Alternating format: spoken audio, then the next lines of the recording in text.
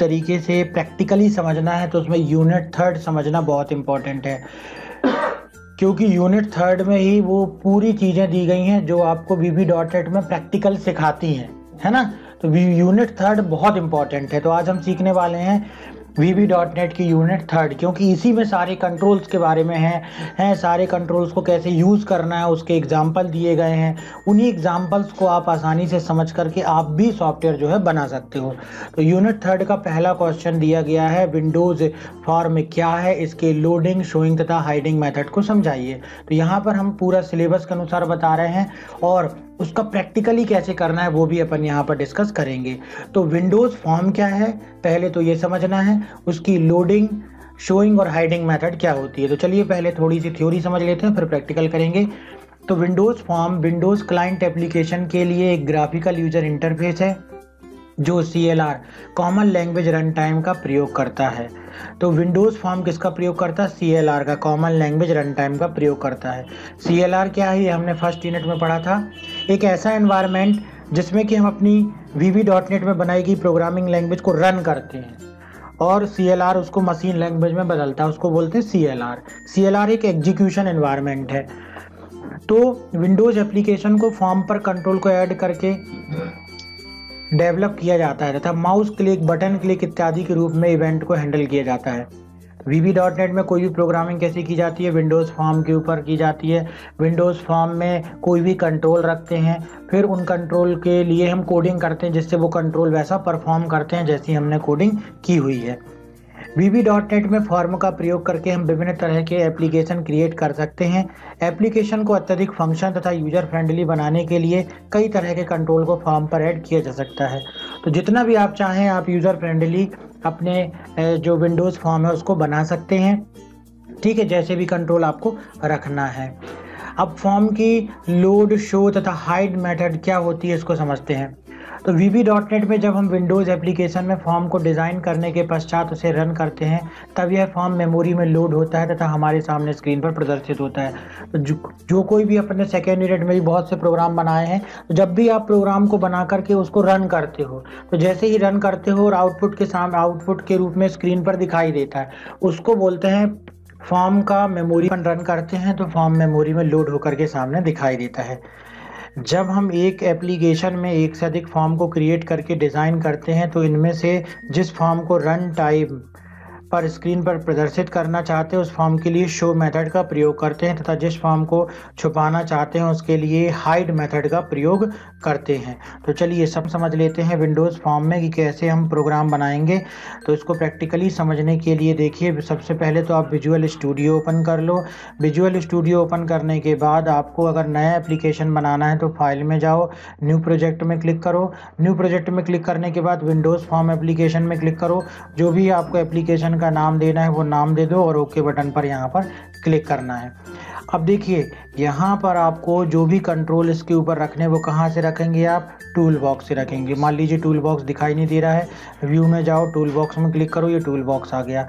Simply हम कोई भी कंट्रोल को इस तरीके से ड्रैग एंड ड्रॉप कर सकते हैं। ये देखिए, और भी जितने कंट्रोल्स हैं सबको ड्रैग एंड ड्रॉप कर सकते हैं। उसके बाद जो मुख्य चीज़ है वो हो गया इसका नाम देना। तो राइट क्लिक करेंगे, प्रॉपर्टी में जाएंगे और प्रॉपर्टी में आप यहाँ पर जा कर के इस कंट्रोल का क्या दे सकते हो? नाम दे सकते हो। ये कहाँ पर आता है आपका? ये देखो लिखा हुआ है नेम, यहाँ पर बटन 1 लिखा है। जिस चीज़ से रिलेटेड ये बटन बना रहे हो आप वो नाम में दे देते हैं। और कोई भी कंट्रोल हो उसका एक प्रीफिक्स नेम होता है। जैसे ये बटन है तो बटन का प्रीफिक्स होगा BTN। हम किस लिए करवा रहे हैं? मान लीजिए इसको एडिशन के लिए फॉर एग्जांपल, तो हमने लिख दिया यहाँ पर एडिशन। ऐसे करके अपन नाम देते हैं। कोई भी कंट्रोल हो उसका हम नाम दे सकते हैं। अब जो ये बटन 1 दिखाई दे रहा है, ये इस टेक्स्ट को अगर बदलना है तो प्रॉपर्टी में जाएंगे और यहाँ पर जाकर के हम ये इसकी टेक्स्ट प्रॉपर्टी में जाकर के जो भी लिख देंगे तो वो कहाँ दिखाई देगा? बटन 1 के ऊपर दिखाई देगा। तो हमने लिख दिया यहाँ पर एडिशन। तो दो मुख्य चीज़ें आपको याद रखनी है अभी, और वो है एक बटन की नेम प्रॉपर्टी और एक बटन की टेक्स्ट प्रॉपर्टी। तो हम समझ रहे थे यहाँ पर कि फॉर्म को कैसे लोड करेंगे, कैसे शो करेंगे, कैसे हाइड करेंगे। तो इसके एग्जाम्पल को समझने के लिए हम बना हुआ एक एग्जाम्पल ले लेते हैं और उसको समझा देते हैं। बस आपको तरीका बता दिया कि इस तरीके से एक विंडो एप्लीकेशन ले लेना, ऐसे करके कोई भी कंट्रोल को ड्रैग एंड ड्रॉप करना है और ऐसे करके आप उस कंट्रोल का नाम देते हो या उसकी टेक्स्ट प्रॉपर्टी में जाकर के टेक्स्ट सेलेक्ट कर सकते हैं। सारे प्रोग्राम लगभग इसी प्रकार से बनाने होंगे। तो चलिए हम उस प्रोग्राम को समझने के लिए उसको ओपन कर लेते हैं। फॉर्म की लोडिंग, शोइंग, हाइडिंग मेथड को समझाने के लिए, और ये हमने सेलेक्ट कर लिया। ये देखो ओपन हो गया ये फॉर्म। इस प्रोग्राम को करने के लिए आपको सबसे पहले एक फॉर्म लेना है। उसमें देखिए 3 बटन रखी, तीनों बटन में हमने जाकर inquiry detail, admission detail, book detail लिख दिया और इस तरीके से फॉर्म 2 हमने जोड़ा, फॉर्म 3 जोड़ा, 4, 5, 6 इस प्रकार से कुछ फॉर्म जोड़ लिए। अब प्रोग्राम क्या कहता है कि जब हम, चलिए इस प्रोग्राम को हम रन करके दिखा देते हैं। ये हमने रन किया, ये प्रोग्राम आ गया। तो जैसे ही हम इस बटन में क्लिक करेंगे तो ये देखो एक फॉर्म डिस्प्ले हो रहा है। इसका मतलब इसको बोलते हैं फॉर्म का लोड होना, फॉर्म का मेमोरी में लोड होना, तो इसको बोलेंगे लोडिंग, है ना, फॉर्म का लोड होना। इसी प्रकार से फिर से हम दोबारा प्रोग्राम को स्टॉप करके रन करते हैं। स्टॉप कर दिए, फिर से रन किए। इसी प्रकार से दूसरे में आप क्लिक करोगे तो ये दूसरा फॉर्म खुल जाएगा। तो ये कर क्या रहे हैं, यहाँ पर हम समझ रहे हैं कि फॉर्म को कैसे क्लिक करने पर फॉर्म ओपन होता है, मतलब फॉर्म का इसको बोलते हैं शो होना, और रन होकर के ऊपर दिखाई देना फॉर्म का लोड होना, और इस तरीके से बंद कर देना फॉर्म का हाइड होना कहलाता है। ठीक है, देखना जैसे इस बटन में क्लिक करेंगे तो ये जो फॉर्म 1 है वो हाइड हो जाएगा। ये देखिए जो पिछला वाला फॉर्म था वो हाइड हो गया। अच्छा, तो इसके द्वारा बना क्या रहे हैं हम, इसके द्वारा ये बना रहे हैं एक छोटा सा एप्लीकेशन। हम बना रहे हैं कि अगर एक प्रोजेक्ट है, एक सॉफ्टवेयर है जिसमें स्टूडेंट की इंक्वायरी की एंट्री करना है, तो जब वह इंक्वायरी डिटेल बटन पर क्लिक करेगा तो ये उसका फॉर्म खुल जाएगा। अब इस फॉर्म में आप सारे इंक्वायरी से संबंधित कंट्रोल रख सकते हो, डेटा एंट्री का एक फॉर्म बना सकते हो।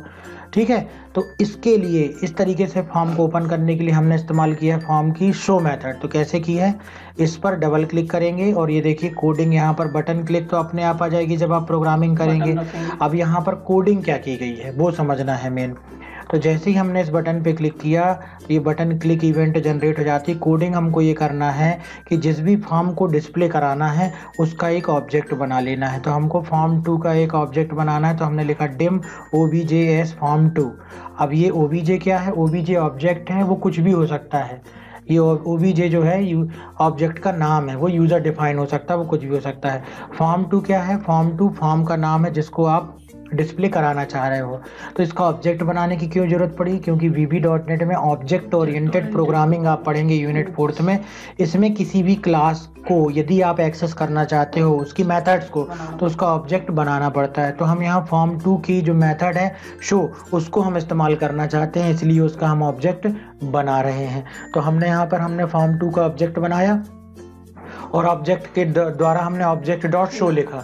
तो शो मेथड से फॉर्म 2 जिसका ऑब्जेक्ट बनाया वो क्या होगा, शो हो जाएगा। और मी डॉट हाइड से आप जिस फॉर्म में वर्क कर रहे हो, हम फॉर्म 1 में वर्क कर रहे हैं तो वो क्या होता है, हाइड हो जाता है। इसी प्रकार से दूसरी बटन में भी हमने कोडिंग लिखी है, देखो दूसरी बटन में भी हमने यही कोडिंग ली। अब हमको जो फॉर्म डिस्प्ले कराना है फॉर्म 3 का हमने ऑब्जेक्ट बना लिया, उसी तरीके से लिखा उस ऑब्जेक्ट का नाम डॉट शो। इसी तरीके से अगले फॉर्म को भी हमको करना था, तो अगले फॉर्म को भी हमने ये लिखा, उसका ऑब्जेक्ट बनाया, फॉर्म 4 को शो किया और ऑब्जेक्ट डॉट शो। इसमें मी डॉट हाइड इसलिए नहीं लिखा, अगर नहीं लिखोगे तो वो पुराना वाला फॉर्म, मतलब जो फॉर्म 1 है जिसमें बटन है वो हाइड नहीं होगा, अगर लिख दोगे तो वो हाइड हो जाएगा। जैसे तीसरे वाले में हम लिख देते हैं मी डॉट हाइड। देखिए टाइप नहीं हो रहा, टाइप इसलिए नहीं हो रहा है क्योंकि आपका प्रोग्राम अभी रन हो रहा है। तो कोई भी चेंजेस करो आप स्टॉप करके, स्टॉप डिबगिंग में हमने क्लिक किया, ये देखिए तीसरे वाले में हमने लिख दिया मी डॉट हाइड। ठीक, अब देखिए रन किया इसको, फिर से जब हम तीसरा वाला प्रोग्राम में इस बटन में क्लिक करेंगे जैसे ही, तो क्या होगा, अब ये एक नया फॉर्म खुलेगा और ये वाला फॉर्म जो है हाइड हो जाएगा। ये देखो नया फॉर्म खुला, पुराना वाला जो है हाइड हो गया। तो प्रोग्राम का मेमोरी में इस प्रकार से फॉर्म का लोड होना, इसको बोलते हैं लोडिंग ऑफ फॉर्म। ठीक है, फिर उसके बाद बटन क्लिक पर जो जैसे दिखाई दिया उसको बोलते हैं शोइंग ऑफ फॉर्म, और जैसे ही वो पुराना फॉर्म हाइड हो गया उसको बोलते हैं हाइडिंग ऑफ फॉर्म। और शो और हाइड करने के लिए दो मेथड इस्तेमाल होती हैं। एक शो मेथड इस्तेमाल होती है शो करने के लिए, एक हाइड मेथड होती है हाइड करने के लिए। तो हमने ये देखा कि फॉर्म को कैसे शो, लोडिंग, शोइंग और हाइडिंग करेंगे।